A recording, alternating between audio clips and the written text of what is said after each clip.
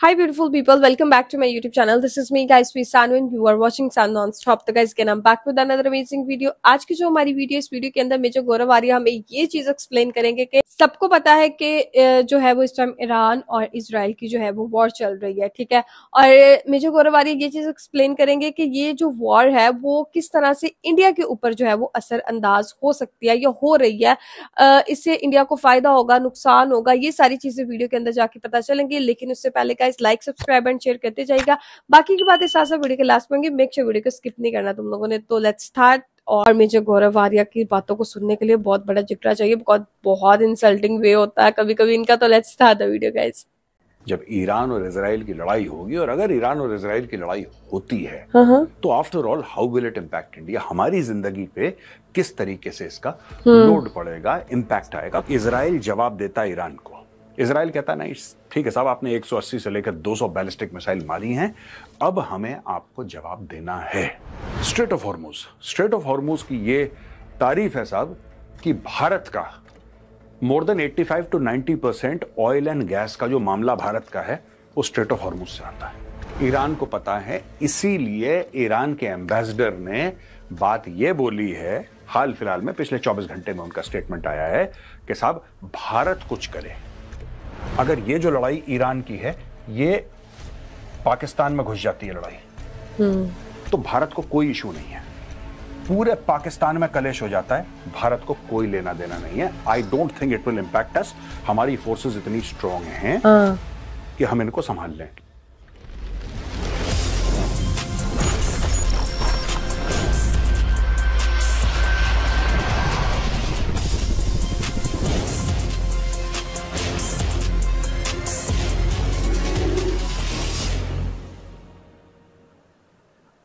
जय हिंद दोस्तों, मैं हूं मेजर गौरव आर्या और आप देख रहे हैं द चाणक्य डायलॉग्स। इस वीडियो को लाइक करिए, हमारे चैनल को सब्सक्राइब करिए, बेल आइकन दबाना बिल्कुल मत भूलिएगा।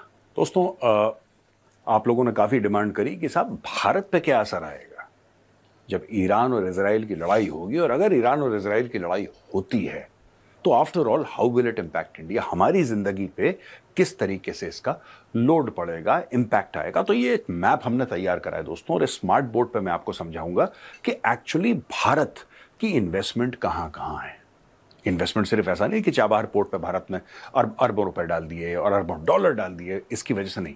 Investment at a broader scale, है ना। कुछ कहीं पे हुआ, हमारी जिंदगी में इंपैक्ट कैसे हो सकता है, आज मैं उसके बारे में आपको समझाऊंगा। देखिए दोस्तों, ये तो है कि शेयर मार्केट पे इसका असर पड़ा है, और शेयर मार्केट पे ऐसा असर पड़ा है कि एक हल्का सा पैनिक आ गया शेयर मार्केट में। जब भी लड़ाई होती है, जब भी सप्लाई चेन्स इंपैक्ट होती है, जब भी ऑयल की सप्लाई, क्रूड ऑयल की सप्लाई इंपैक्ट होती है, तो क्या होता है कि सप्लाई और डिमांड में गैप आ जाता है, ठीक है। यानी कि जो सप्लाई है ऑयल की वो हो गई कम, डिमांड हो गया ज्यादा, इसका मतलब दाम बढ़ गया। तेल का दाम बढ़ेगा तो फिर हर चीज का दाम बढ़ेगा। तो आज इस मैप के जरिए मैं आपको समझाऊंगा कि कौन कौन सी कॉरिडोर्स हैं जिसमें भारत एक्टिव है, भारत की इन्वेस्टमेंट कहां कहां है, और किस तरीके से अगर इजराइल जवाब देता है ईरान को। इजराइल कहता है नहीं ठीक है साहब, आपने 180 से लेकर 200 बैलिस्टिक मिसाइल मारी हैं, अब हमें आपको जवाब देना है। यह काम अगर इजराइल करता है तो फिर होगा क्या, और अंत में भारत को क्या करना चाहिए। दोस्तों स्टोरी कुछ ऐसी है कि इसमें दो मेन कॉरिडोर हैं जिनके रूट पहले मैं आपको समझाना चाहूंगा। आप रूट समझ लेंगे, आपको स्टोरी भी समझ में आ जाएगी। जब भी कंफ्यूजन हो, नक्शा खोल के देखिए, हर एक चीज आपको क्लियर हो जाएगी। दोस्तों ये है international north south transport corridor. कुछ महीने पहले खबर आई थी कि रूस ने भारत में 2 ट्रेन भर के कोयला भेजा, यही रूट इस्तेमाल करके। अब दोस्तों मैं आपको बताता हूं, ये कुछ रूट्स हैं, ये कुछ कॉरिडोर्स हैं जो बड़े इंपैक्टफुल हैं। हम बात करेंगे international north south transport corridor की। पहले 2 कॉरिडोर्स हैं। पहला वाला INSTC, international north south transport corridor. South से शुरू करते हैं। अब देखिए दोस्तों, मुंबई से डायरेक्टली ये जाती है बंदर अब्बास, यहां से ये पहुंचती है बंदर अब्बास, ठीक है। बंदर अब्बास से ये नॉर्थ की ओर जाके देख रहे हैं आप, डॉटेड लाइन है, ये पहुंची बाकू, और बाकू से अस्त्राखान। ये आपकी कॉरिडोर है, मुंबई से शुरू होती है, ये स्टार्ट्स फ्रॉम मुंबई, यहां पे पहुंची, यहां से सीधा इसने फिर नॉर्थ लिया, पहुंची मॉस्को, मॉस्को से सेंट पीटर्सबर्ग, और सेंट पीटर्सबर्ग से दोस्तों ये जो फिनलैंड है, ये पूरा एरिया है, चाहे आप फिनलैंड की बात करें, चाहे आप नॉर्वे की बात करें, चाहे आप डेनमार्क की बात करें, यहां से ब्रांच आउट जहां पे इसका मन है कर सकता है, राइट। इस एरिया को हम कहते हैं नॉर्दर्न यूरोप। ये एरिया हमारा हो गया, ये वाला एरिया है, इसको this entire area we call western Europe, जिसमें आपका ये वेल्स, यूनाइटेड किंगडम, ये अब ईस्टर्न यूरोप ये है दोस्तों, जहां पे यूक्रेन का आप देख सकते हैं, ये पूरा एरिया जो है इसको हम ईस्टर्न यूरोप कहते हैं, खासतौर से यूक्रेन वाला एरिया जो कि रूस को छू रहा है, जहां पे लड़ाई चल रही है। अब 2-3 चीजें ध्यान रखिएगा इस कॉरिडोर की। मुंबई से बंदर अब्बास, बंदर अब्बास कहां है? ईरान में है। ये नॉर्थ जाता है बाकू, अस्तराखान, मॉस्को, सेंट पीटर्सबर्ग, उसके बाद ऑफ टू नॉर्दर्न यूरोप। ये कॉरिडोर है, ये भारत के लिए बड़ी इंपॉर्टेंट है दोस्तों। अब इस कॉरिडोर में किस तरीके से इंपैक्ट पड़ सकता है? ये कॉरिडोर है किसके लिए बाय द वे? ये जो कॉरिडोर है, जैसा इसका नाम मैंने आपको बताया, नॉर्थ साउथ ट्रांसपोर्ट कॉरिडोर, यानी कि नॉर्थ है सेंट पीटर्सबर्ग, नॉर्थ है, इंडिया साउथ है, नॉर्थ से साउथ आ रही है ना, therefore it is called north south, और ये चल चुकी है, ये एक्टिव है। अच्छा, ये जो एरिया है बंदर अब्बास का, बंदर अब्बास का एरिया आता कहां पे है दोस्तों? बंदर अब्बास है कहां पे? बंदर अब्बास ईरान में है। तो जाहिर सी बात है कि जब ईरान और इजराइल की लड़ाई होगी, बंदर अब्बास इंपैक्ट होगा। चलिए मैं आपको दोबारा एक बार इस चीज को समझाता हूं कि सब कुछ क्लियर हो जाए। आफ्टर ऑल, हम जब बात करते हैं हमारे ट्रेड की, कि हमारे ट्रेड को इंपैक्ट कहां से पड़ रहा है, ये एरिया बंदर अब्बास का है, यहां से इंपैक्ट पड़ेगा सीधा का सीधा। ठीक है, ये पहली चीज है। दूसरी चीज हम बात करते हैं, यहां से जो भी आएगा नीचे, जाहिर सी बात है यहां पे रुक जाएगा, क्योंकि आना इसको यहीं से है, it has to come here only, ये चीज यहां पे रुक जाएगी।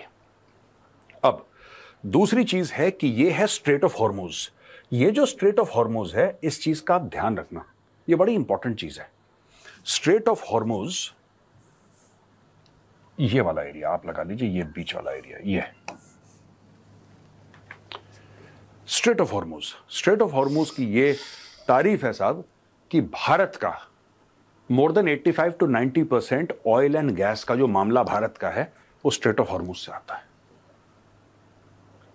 अब आप समझ गए कि भारत को क्या इंपैक्ट होगा। ये जो एरिया है, दिस एरिया स्मॉल, ये है, और ये डायरेक्टली ईरान के नीचे है। अगर यहां पे फसाद होता है, अगर यहां पे जंग होती है, तो भारत का ऑयल सप्लाई और गैस सप्लाई रुकेगा। अब मैं आपको बताता हूं, ये जो एरिया है ना, straight of Hormuz, straight of Hormuz के बिल्कुल अगर आप यहां पे वेस्ट की ओर चले जाएं, तो ये है कतर। कतर क्यों इंपॉर्टेंट है?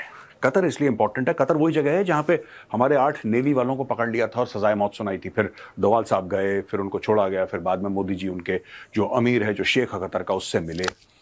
अच्छा। उसी वक्त हमारा 20 साल की डील साइन हुई थी कतर के साथ कि आप हमें LNG देंगे, लिक्विफाइड नेचुरल गैस।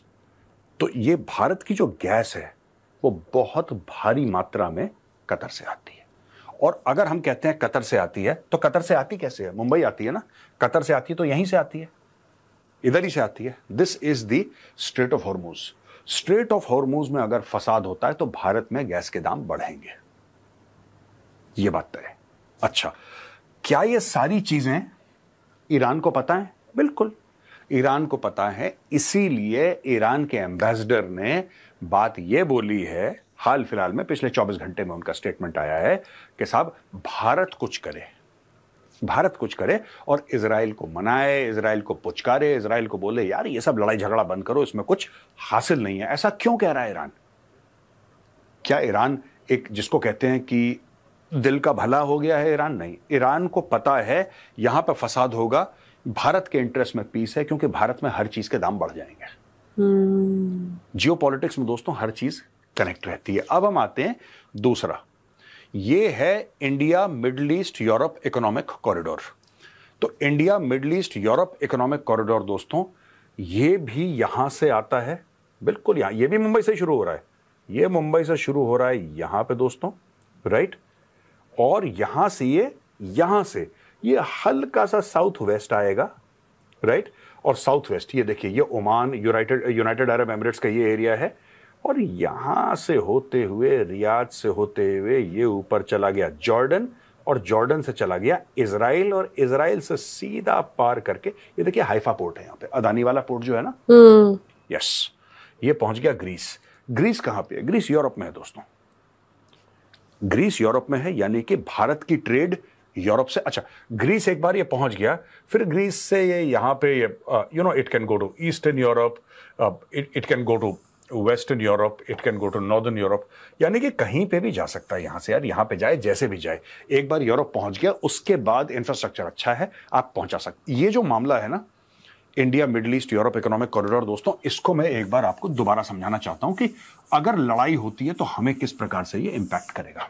देखिए साहब, हमारी ट्रेड इससे भी शुरू हो रही है धीरे धीरे, right. North south transport corridor से हो चुकी है, इस वाले पे काम चल रहा है, यानी कि India middle east Europe economic corridor, इस पे काम चल रहा है। इससे फ्यूचर में हमारा इंपैक्ट होगा। मैं फिर से कहता हूं कि ये देखिए साहब, ये यूएई है, मुंबई से डायरेक्टली आप यूएई आते हैं, ठीक है। यूएई से आप हल्का सा इधर आएंगे, ये ओमान है, ये यूएई है, यहां से आप गए सीधा सऊदी अरब, सऊदी सीधा जॉर्डन, जॉर्डन से ये हाइफा पोर्ट, हाइफा पोर्ट में दोबारा इनको यहां से रोड से या ट्रेन से आएंगे, यहां पे दोबारा इनको शिप में डाला जाएगा, समुंदर से लेके यहां पे सीधा ये ग्रीस पहुंचेंगे। और एक बार ग्रीस पहुंच गए, ग्रीस के बाद इनको जहां पे ले जाना है यूरोप में डाल सकते हैं। ये जब इस एरिया में आएगा, अब आप देखिए इस एरिया को दोबारा, ये जब इस एरिया में आएगा, यहां पे कलेश है, तो ये इंडिया को इंपैक्ट करेगा। अब दोस्तों इसके सॉल्यूशन है एक दो, अब हम सॉल्यूशन डिस्कस कर लेते हैं, क्योंकि प्रॉब्लम मैंने आपको मैप में समझा दिया, मैप ही में मैं आपको सॉल्यूशन बताऊंगा। दोस्तों प्रॉब्लम तो हमने डिस्कस कर ली है ना, INSTC, IMAC ये सब दिखा के कि समस्या कहां पे भारत फंस जाएगा। अब मैं आपको समाधान की ओर ले जाता हूं, सिंपल सी बात है, नॉट वेरी कॉम्प्लिकेटेड। दोस्तों यहां पे कलेश होगा स्ट्रेट ऑफ हॉर्मूज में, ये बंदर अब्बास में कलेश होगा। ये देखिए, ये पाकिस्तान का गवादर पोर्ट है, ये चाबहार पोर्ट है, और दोनों में फासला कुछ भी नहीं है, ना के बराबर है, राइट।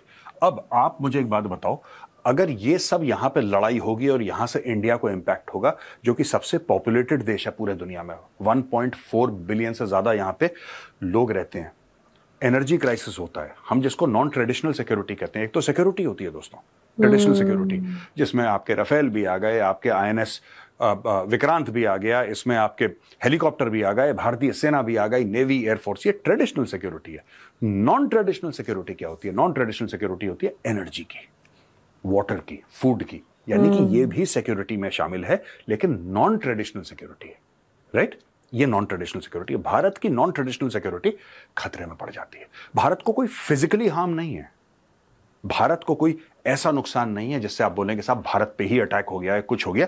अगर पाकिस्तान पे भी अटैक हो जाता है यहां पे, अगर ये जो लड़ाई ईरान की है, ये पाकिस्तान में घुस जाती है लड़ाई, तो भारत को कोई इशू नहीं है। पूरे पाकिस्तान में कलेश हो जाता है, भारत को कोई लेना देना नहीं है। I don't think it will impact us. हमारी फोर्सेस इतनी स्ट्रांग हैं कि हम इनको संभाल लें, लेकिन अगर इस एरिया में तेल रुकता है तब हमें प्रॉब्लम हो सकती है। अब सोल्यूशन की बात करते हैं दोस्तों। Solution is very simple. यह है तेहरान। हमने बात करी थी 2-3 दिन पहले रेजिम चेंज की। रेजिम चेंज क्या होता है दोस्तों? यानी कि यहां पे जो सरकार बैठी है तेहरान में, तख्ता पलट इसेंशियली।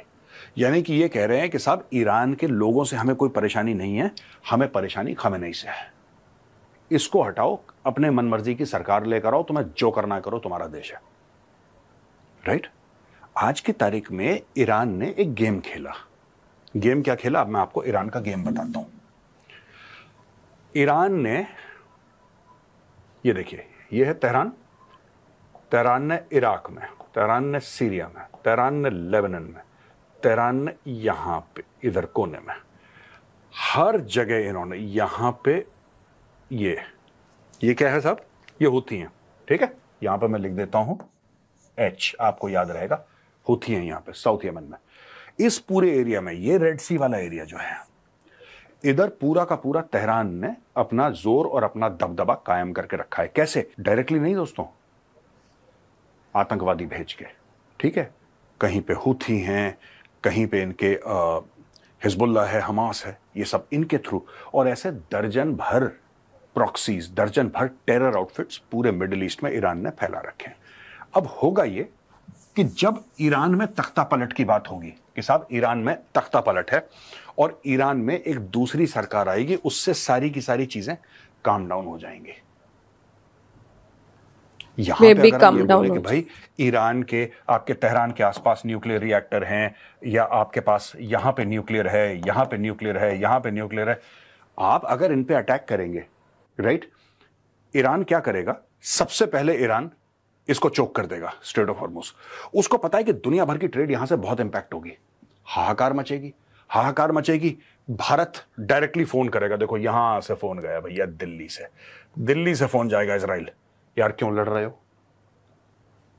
चाइना, बीजिंग, भैया बीजिंग से कॉल जाएगा, ठक, क्यों लड़ रहे हो दादा, मत लड़ो यार, तेल हमारा बंद हो रहा है।